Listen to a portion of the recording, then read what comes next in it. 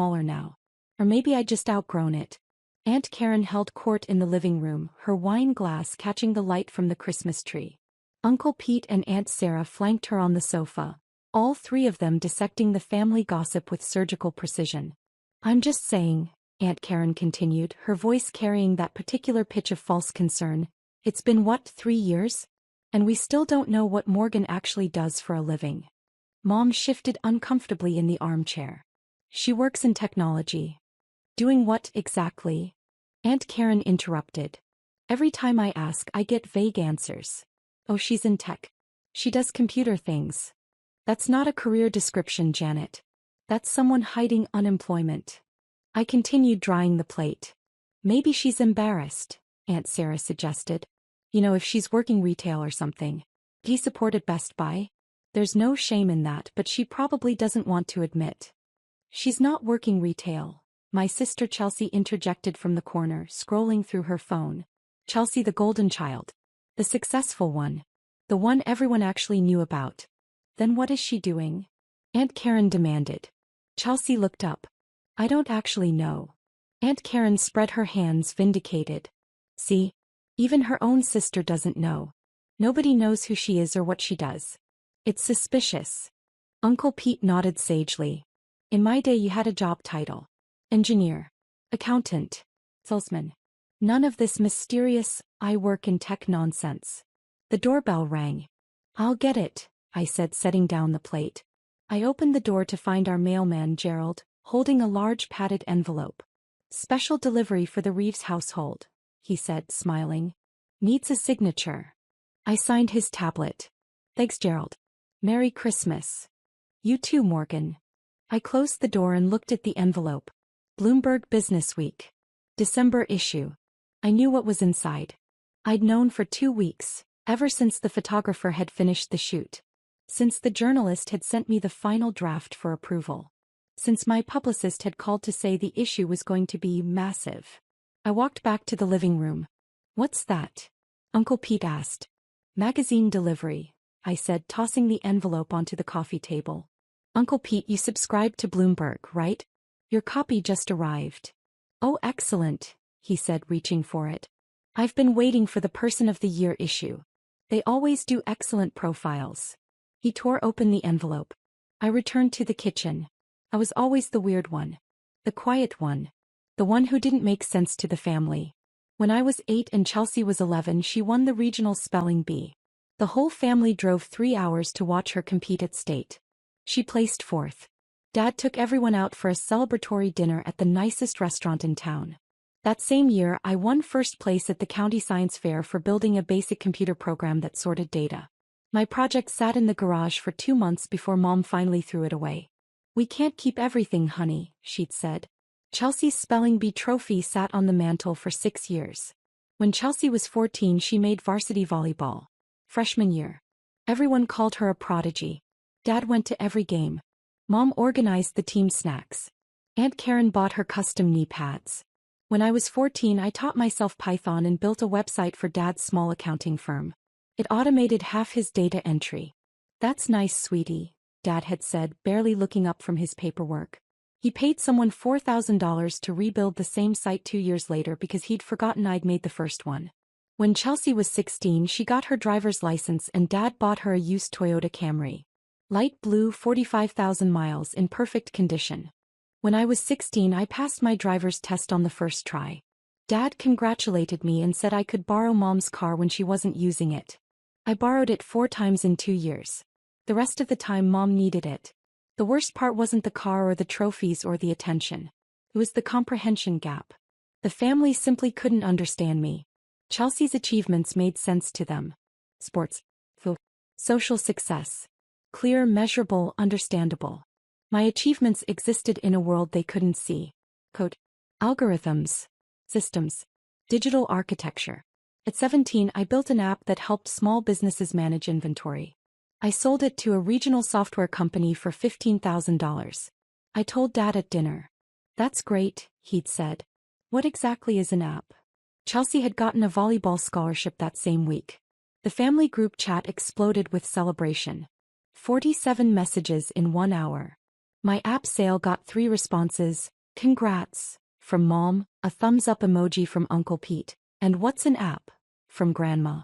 At 18, I turned down a full ride to State University to attend MIT. Chelsea had gone to State on her volleyball scholarship. It was a family tradition, Dad said. For generations of Reeves had gone to State. MIT is too far away, Mom had protested. And so expensive. I have scholarships, I'd explained. Academic scholarships. They're covering 90% of tuition. But why? Dad had asked, genuinely confused. State has a perfectly good computer science program. MIT is MIT, I'd said. It's pretentious, Aunt Karen had declared at Easter dinner. Morgan thinks she's too good for the family school. I went to MIT anyway. The family came to Chelsea's volleyball games. They didn't visit me once in 4 years. What my family never understood, what they never bothered to ask about, was what I was actually building. At MIT, I didn't just take classes. I lived in the computer lab. I collaborated with people who understood what I was trying to create. I found my people. Sophomore year, I met 2 other students, David Chin and Priya Sharma. We spent 72 straight hours in the lab working on a project for our AI class. We built a machine learning model that could predict supply chain disruptions based on global data patterns. It was supposed to be a semester project. Our professor called it commercially viable. We spent the next year refining it. Junior year, we entered it into a tech competition. We won $50,000 in meetings with 3 venture capital firms. Senior year, we incorporated Meridian Analytics. The 3 of us, equal partners working out of David's apartment. Our product, AI-powered predictive analytics for supply chain management. We could tell companies where their next disruption would come from before it happened. We had 12 clients by graduation. Revenue, $340,000 in the first year. I graduated magna cum laude. My family came to the ceremony. They took photos. We had lunch. They left before the evening reception where I received the departmental award for outstanding achievement in computer science. We have a long drive, Mom had explained. And your father has work tomorrow. Chelsea's volleyball banquet was the following week. They took 2 days off and drove 8 hours to attend. That summer, Meridian Analytics exploded. We landed a Fortune 500 client. A massive logistics company that paid us $890,000 for a year-long contract. Then another. Then 3 more. By 23, Meridian was generating $4.7 million in annual revenue. We had 17 employees. We'd moved into real office space in Cambridge. By 25, we'd raised $15 million in series of funding. Revenue hit $23 million. We had 63 employees and clients in 14 countries. By 27, we were the fastest-growing AI analytics company in North America. Revenue, $127 million. Employees, 240. Valuation, $680 million. I owned 33% of the company. On paper, I was worth $224 million. My family knew none of this. At Thanksgiving when I was 24, Uncle Pete had asked what I was doing for work. I run a tech company, I'd said. Oh, like a startup? He'd asked. One of those things where you work 100 hours a week for no money? Something like that. Well, it builds character, he'd said, patting my shoulder. Even if it doesn't work out, you'll learn a lot. At Christmas when I was 26, Aunt Sarah had asked if I was still doing the computer thing. Yes, I'd said. Chelsea says you live in Boston? Cambridge, but yes. That's expensive. Are you managing okay? Do you need help with rent? I'm fine. Well, if you need anything, don't be too proud to ask. I owned a 2,400 square foot condo in Cambridge. Paid in cash. $1.8 million. At Chelsea's wedding last summer, Aunt Karen had cornered me at the reception. Morgan, sweetie, your sister tells me you're still not married. Still focused on the career. I'm busy with work, I'd said. What is it that you do again? I work in AI and predictive analytics. She'd blinked at me. Is that computers? Yes. Well, that's nice, dear. But you know, career isn't everything. You should think about settling down. You're not getting any younger. I was 29. I'd just been named to Forbes 30 under 30 list. The article described me as a revolutionary force in enterprise AI. Aunt Karen had spent the rest of the reception telling people I worked with computers and wasn't married yet, poor thing. 3 months ago, I got an email from Bloomberg Businessweek. Ms. Reeves, we're working on our annual Person of the Year issue, highlighting individuals who have fundamentally changed their industries. Your work in AI and predictive analytics has come up repeatedly in our research. We'd like to profile you as one of our featured innovators. Would you be interested in discussing this? I showed it to Priya over coffee. You have to do it, she'd said immediately. It's going to make things complicated. Things are already complicated. You're running a $680 million company and your family thinks you fix computers at Best Buy. They don't think that. Morgan, your aunt asked me at Chelsea's wedding if I could help you find a nice stable job with benefits. I'd laughed despite myself. Do the interview, Priya had said. Tell your story. Own your success. The photographer came to our offices in September. 3-hour shoot. They photographed me in the server room at my desk with my team, standing in front of floor-to-ceiling screens showing real-time global data. The journalist interviewed me for 4 hours. Asked about my childhood, my education, my vision for AI, my thoughts on the future of technology. Do you have family support? She'd asked. I'd paused. My family loves me. But they don't really understand what I do. Do they know how successful you've become? I don't think so. I've never really explained it in terms they could grasp. Why not? Because I got tired of not being seen. So I stopped trying to make them see me. That quote made it into the article. The journalist sent me the draft 2 weeks before publication. The profile was 6 pages. The opening spread featured a full-page photo of me in the data center, screens glowing behind me with the headline, "The Quiet Revolutionary, How Morgan Reeves Built the Future of AI While Nobody Was Watching." I approved it. My publicist called immediately. Morgan, this is massive. Bloomberg's marketing team says this is going to be one of their biggest issues of the year. You're going to be on everyone's radar after this. Good, I'd said. You ready for that? I've been ready. The issue was scheduled to hit subscribers on December 23rd. 2 days before Christmas. Perfect timing. Christmas morning started the way it always did. Mom made her famous cinnamon rolls. Dad set up the coffee station. Chelsea and her husband Brad arrived at 9 with their 1-year-old daughter Emma. We opened presents in the living room. Emma got the most gifts, obviously. Chelsea got a designer handbag from Mom and Dad. Brad got golf clubs. I got a $50 Amazon gift card and a book about finding your passion. We didn't know what to get you, Mom had said apologetically. You're so hard to shop for. It's perfect, I'd said, because what else could I say? By noon, the extended family started arriving. Aunt Karen and Uncle Pete. Aunt Sarah and Uncle Jim. Cousins I saw once a year and barely knew. The house filled with noise and food and the particular energy of family gatherings. Part warmth, part obligation, part performance. I helped Mom in the kitchen. Set out appetizers. Refilled drinks. Stayed busy. Morgan's still single, I heard Aunt Karen announce in the living room. Still focusing on her career. What career? Uncle Jim asked. Something with computers, Aunt Karen said vaguely. Nobody really knows what she does. Chelsea tried to defend me. She has her own company. Oh, sweetie, Aunt Karen interrupted. Lots of young people call themselves entrepreneurs these days. It usually means they're between real jobs. I stirred the punch and said nothing. By afternoon, the gossip had crystallized into narrative. The family had decided my story. Morgan, the mysterious one. The unsuccessful one. The one who wouldn't talk about her computer job, because there was nothing to talk about. I heard she's still renting, Aunt Sarah whispered to Uncle Pete, not as quietly as she thought.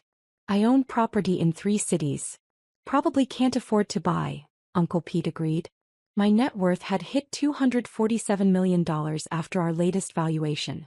It's sad, Aunt Karen said, loud enough for me to hear from the kitchen. Chelsea's so accomplished and Morgan's just, nobody knows who she is. She's like a ghost. Here but not really present. Probably unemployed and too proud to admit it. That's when the doorbell rang. I set down the punch ladle and walked to the door.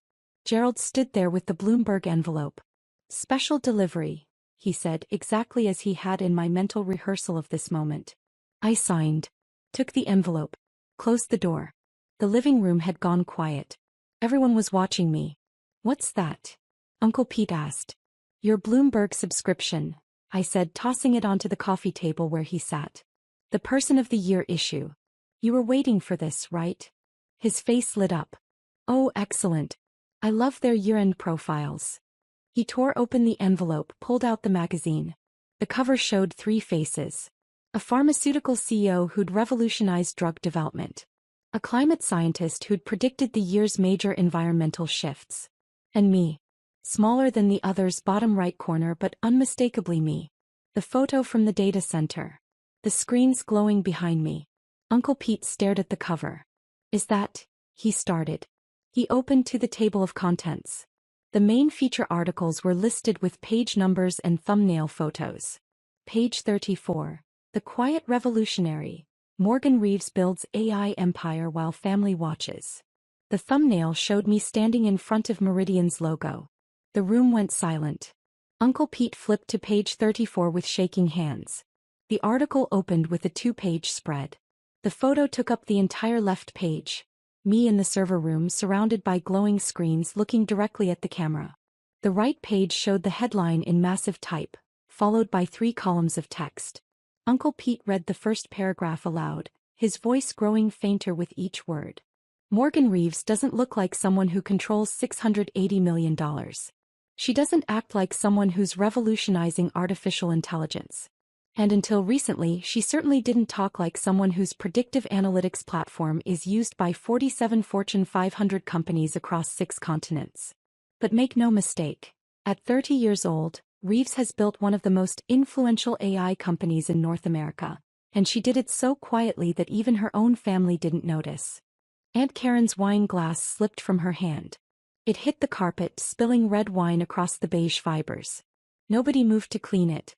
Uncle Pete kept reading silently now, his eyes moving across the page. His face went from tan to pale to faintly green.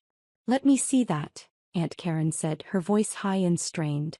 Uncle Pete handed her the magazine with trembling hands. Aunt Karen read. Her lips moved slightly. Her eyes widened. The article was comprehensive. 6 full pages. It detailed Meridian's founding, our growth trajectory, our major clients, our valuation. It included quotes from industry leaders calling me visionary, and the most important voice in enterprise AI. It included detailed financial information, our $127 million revenue, our $680 million valuation, my 33% ownership stake. It included the quote about my family not understanding what I did. And it included a sidebar titled, The Invisible Billionaire, with a breakdown of my personal net worth. $247 million at last valuation, with projections hitting $500 million plus in the next 3 years. Aunt Sarah leaned over to read over Karen's shoulder. Her face went white. "This can't be right," Aunt Karen whispered. "Let me see," Dad said. The magazine was passed to him. Mom read over his shoulder. I watched from the kitchen doorway, still holding the dish towel. Dad looked up at me. His eyes were wet. "Morgan, is this real?" "Yes," I said simply. "You own a $680 million company?" "Technically, I own 33% of a $680 million company. David and Priya each own 33%. Investors own the rest. And your worth?" He looked back at the magazine. "It says $247 million. $247 million on paper. The number changes with each funding round. After our Series C closes next month, it'll be higher." Chelsea had stood up, holding her phone. "Oh my God. Morgan, I just Googled you. There are hundreds of articles. Forbes, Fortune, TechCrunch. You're in everything. How did I not know this?" "You never asked," I said. The room was completely silent except for Emma babbling in Chelsea's arms. Mom found her voice first. "Honey, why didn't you tell us?" "I did tell you. Multiple times. You said you ran a tech company." "I said I run a tech company. I said I work in AI and predictive analytics. I said I have clients in multiple countries. At Chelsea's wedding, Aunt Sarah asked if I needed help with rent, and I said I was fine. I've told you. You just didn't hear it." Aunt Karen was still staring at the magazine. "But you're so quiet. You don't act successful." What does successful act like? I asked. She opened her mouth. Closed it. This article, Uncle Pete said, his voice strange. It says you gave the keynote at the Global AI Summit last year. Yes. And you've been featured in Forbes. 3 times. And you own property in Cambridge, San Francisco, and New York. I needed offices in those cities. It made sense to buy. Dad was reading the article in detail now. It says here that you taught yourself to code at age 9. 12, I corrected. They got that wrong. I tried to code at 9 but didn't really understand it until 12. And you built your first profitable app at 17. Sold it for $15,000. I told you about that. I don't remember. It was the same week Chelsea got her volleyball scholarship. At dinner. You asked what an app was. His face crumbled. Chelsea had sat down heavily on the sofa, still scrolling through her phone. Morgan, there's a TED Talk. You gave a TED Talk. Last March. It has 4.7 million views. It did well. You're verified on Twitter. LinkedIn is more important for my industry, but yes. Brad, Chelsea's husband, cleared his throat. Morgan, I work in finance. How did I not know about Meridian Analytics? We use predictive analytics at my firm. You might be using our platform, I said. We white label for several financial service providers. His jaw dropped. The Meridian platform? That's yours. Mine, David's, and Priya's. That platform is industry-changing. He stopped. I've been using your product for 2 years. How's it working for you? It's incredible. We've improved our risk assessment by 43% since implementation. That's about average for financial services, I said. The algorithm performs better in logistics and manufacturing, but finance is solid. The room was silent again. Aunt Karen stood up suddenly. Swayed. Her face had gone gray. Karen. Uncle Pete jumped up. Are you okay? I need to sit. She sat down hard. Aunt Sarah rushed to fan her with a magazine. Ironically, the Bloomberg issue. I don't understand, Aunt Karen said faintly. You're just Morgan.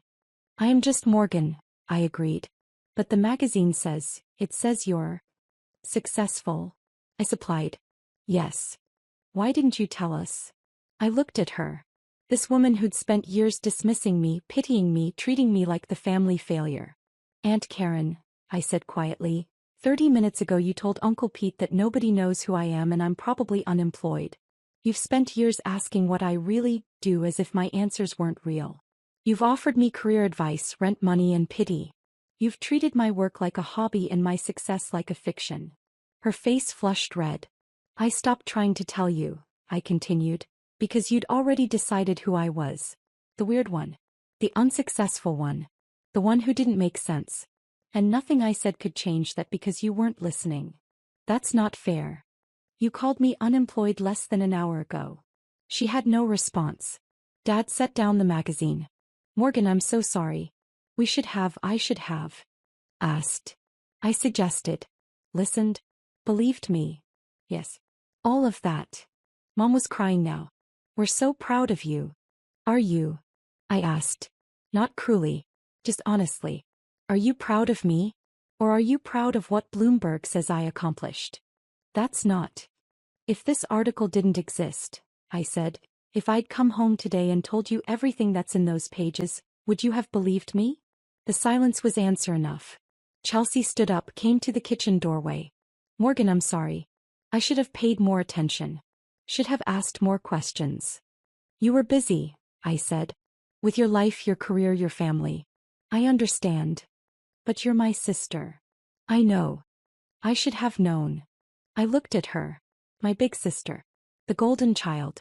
The one who'd always made sense to everyone. Chelsea, I said gently, it's not your fault that they understood you and didn't understand me. You fit the mold. I broke it. That's not a moral judgment. It's just fact. He hugged me then. Tight. I'm proud of you, she whispered. I should have said it before. But I'm saying it now. I'm so proud of you. I hugged her back. Thanks. The rest of Christmas was surreal. The family treated me like a stranger. Like someone famous had shown up at their gathering and they didn't know how to act. Uncle Pete kept asking technical questions about AI that I could tell he didn't understand. Aunt Sarah wanted to take photos for Facebook. Cousins I barely knew suddenly wanted to know all about my work, my life, my success. I answered their questions. Politely. Briefly. But I felt further away from them than ever. 7 p.m. I made my excuses. I have a conference call with our Tokyo office at 9 p.m. I need to prepare. On Christmas? Mom asked. Different time zones. It's already December 26th in Tokyo. But you'll come back tomorrow, right? We're having leftover dinner. I fly back to Cambridge tomorrow morning. Board meeting on the 27th. Oh. She looked disappointed. We never get to see you. You can visit any time, I said. I have a guest room. We will, Dad said quickly. We'll plan something. Maybe we can see your office. I'd like that. I gathered my things. Hugged everyone. Accepted their awkward congratulations and apologies. Chelsea walked me to my car. Are you okay? She asked. I think so. They mean well. I know. They just didn't understand. Chelsea, I interrupted gently, you don't have to defend them.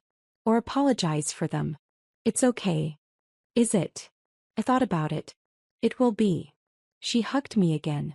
Text me when you land tomorrow? I will. I drove away from the house, watching it shrink in the rearview mirror. My phone buzzed. A text from Priya. How'd it go? I typed back. Exactly as expected. You okay? Better than okay. I'm free. As I was. Finally. For years I'd carried their misunderstanding like weight. Their inability to see me had made me feel invisible. But that article, those 6 pages in Bloomberg, had done what I'd never been able to do. It had made them see me in a language they understood. Money, success, status, recognition. And in seeing me they'd revealed themselves. They didn't love me more now than they had yesterday. They didn't understand my work better. They didn't value my accomplishments more deeply. They just believed the accomplishments were real. Because Bloomberg said so. And that was enough for me to let go. The Bloomberg article changed everything and nothing. Everything. I was recognized now. Speaking invitations flooded in. Media requests. Partnership offers. The industry treated me differently. Not better, just more visible. Nothing. The work was the same. The team was the same. The mission was the same. I was still Morgan, building something I believed in. The family visited once. They toured the office, met my team, saw the technology in action. Dad asked better questions this time. Mom took photos. They were trying. But the distance remained. Chelsea and I talked every week now. Real conversations. She asked about work and actually listened to the answers. We were building something real slowly. The others sent occasional texts. Congratulations on this article or that award. Thinking of you, messages that felt obligatory. I responded politely. But I'd built my real family elsewhere. David and Priya. My team at Meridian. The network of founders and innovators who understood this life. They'd seen me all along. In June, Forbes released their annual billionaires list. I wasn't on it, not yet, but they ran a companion article. The next billionaire class. 15 founders who'll hit 10 figures by 2027. I was number 3. My phone buzzed with family messages. Pride. Congratulations. Aunt Karen sent a long text about how she'd always known I was special. I read them all. I responded to none. Because the thing about being seen is this. Once you realize you don't need their vision to exist, their blindness can't hurt you anymore. I'm Morgan Reeves. I built a $680 million company while my family thought I was unemployed. I revolutionized an industry while they didn't know what industry I was in. I became someone worth profiling in Bloomberg while they wondered if I could afford rent. And I did it all without their belief, their support, or their understanding. Which means I did it all on my own terms. And that makes it mine in a way nothing else could be. The quiet revolutionary. That's what Bloomberg called me. I liked that. Because I didn't need to be loud for them to hear me anymore. I just needed to be excellent. And excellence speaks for itself.